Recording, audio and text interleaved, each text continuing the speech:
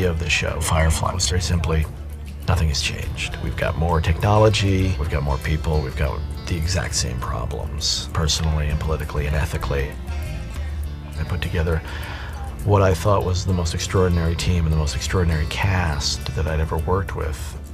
When the TV show was canceled, the first thing I said was, I'll not rest until I find us another home.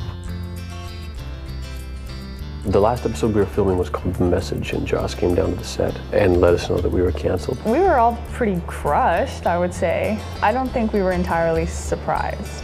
There was a little bit of lead up to it. We were hearing things from upstairs that weren't entirely positive, so I think we knew something wasn't right, and it was very abrupt and very upsetting. We had our party that was going to be our Christmas party that turned into be our wrap party. Joss said, I'm going to keep pursuing this. It's not done, it's not over. We all thought that would be so amazing, but when does that ever happen? And it was so heartbreaking. I fell in love with Firefly, I fell in love with my character, I fell in love with the other characters in the cast. When it was taken away, I took it somewhat personally. I was a bit heartbroken. It left me a little bit empty. I certainly had unfinished business with Firefly. Yeah, I wish I never met her. And I wouldn't have failed her. I just couldn't let go of it. And everybody told me that maybe I should, but I don't deal with grief very well, and I don't deal with loss. So I gathered everybody I knew and just said, what can we do? Can we be TV movies? Can another network pick us up? You know, can there be etchings? I don't care, I need to do this. It's broke. Without this, engine don't turn. Engine don't turn, life support won't function. We don't breathe. You want to keep breathing, don't you?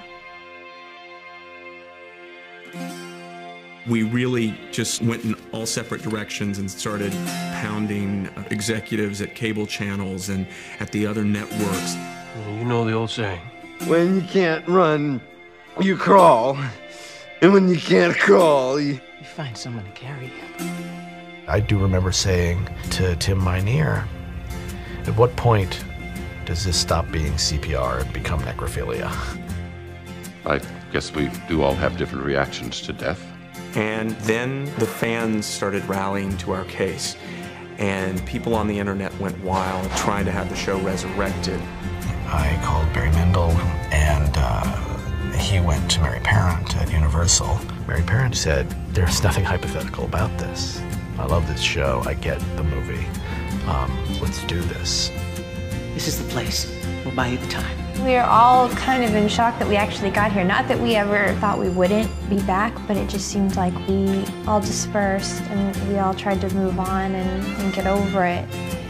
And then the first time we stepped back on the ship was really surreal. It's pretty extraordinary when you consider that this never happens. I mean, we're the Cinderella of movie making, of television shows. So often they just disappear. But this can absolutely be attributed to Joss. Joss Whedon, he made this happen. This was his baby. He was not going to stop. He was not going to let go. He did find safe harbor for us. Joss has, over the years, built an amazing fan base through Buffy the Vampire Slayer and Angel and Firefly and now Serenity that have been there for us on some of our darkest days. When the television show Firefly was canceled, when Angel was suddenly not renewed after 5 seasons. Our fans, when I say they were ready to march on the network, I'm not exaggerating. We're extremely grateful for the fans because they're exactly what keep us flying, as Nathan would say. It's why we're here. We have to be completely thankful to the fans. I don't think any of us were expecting what has happened with the attention we've gotten from the fans. It's just amazing. How do you explain that a show gets put out on DVD and becomes a cult hit? How do you explain that? Nothing like a major motion picture to make you feel a little bit better about having your TV show get redemption. Comic-Con was kind of an extraordinary event, and I've been going almost every year for 7 years. And I thought, okay, my TV shows are off, Serenity's still, just started being made. This is going to be the year that not a lot of people show up. Would you please welcome one of the best, Joss Whedon.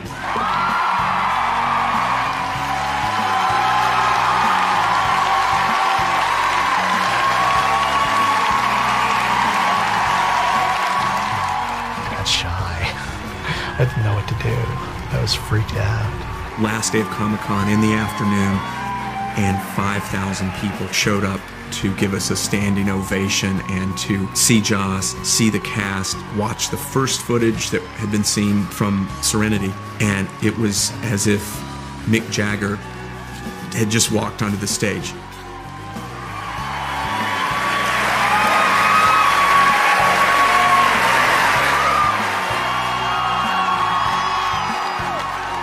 Comic-Con was my first experience with a large-scale convention that had fans that were very much aware of our show. That was a big group of people, standing ovations, screaming. There was a lot of screaming and genuine excitement. You could tell people were genuinely excited. I love that. It was just amazing that so many people seemed to be so aware and tuned in to the kind of stuff that Joss writes about. You know, it was really rewarding, actually. We walked out there and looked, out towards everybody, just like, every single face, and everyone was just so happy to have us there. It was very special.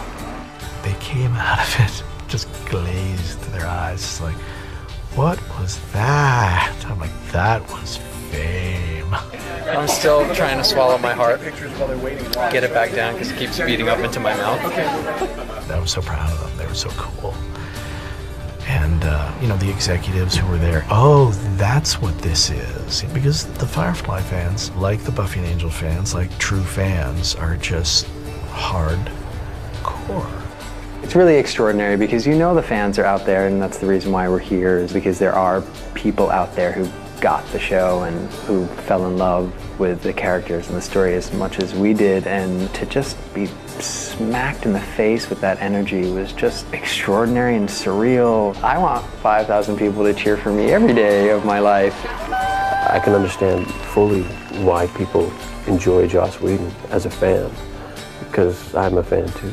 We're all fans of the verse that we've created, so we're sharing it between each other. And that can only grow. That can only grow forward and expand. I just can't wait for the rest of the world to jump on this spaceship. I think the thing that's helped my work is that, yes, I'm an artist. I have things to say, etc., suffering, blah, blah, blah. But at the same time, I'm a fan. And it's a huge part of who I am. It's a huge part of, why I do this. It's not to make things that people like. It's never to make things that people like. It's only to make things that they love.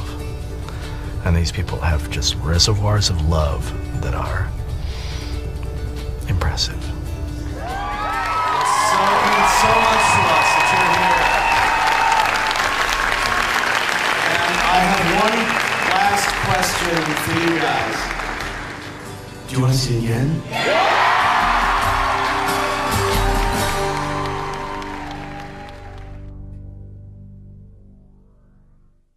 Across the country, across all economic boundaries, across all socio-political boundaries, you've got this one thing that everybody loves.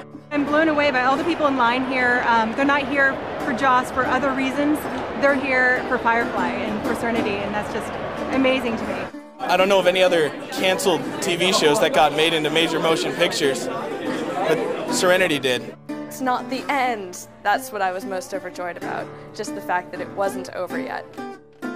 One of the things that makes this whole Serenity Firefly thing what it is that they do interact with us, and they do respond to what we have to say, which is basically how much we love the show. And what became of that is they got a movie. I mean, it was all of their perseverance, people at Universal, and the fans being there saying, yes, we do want a movie.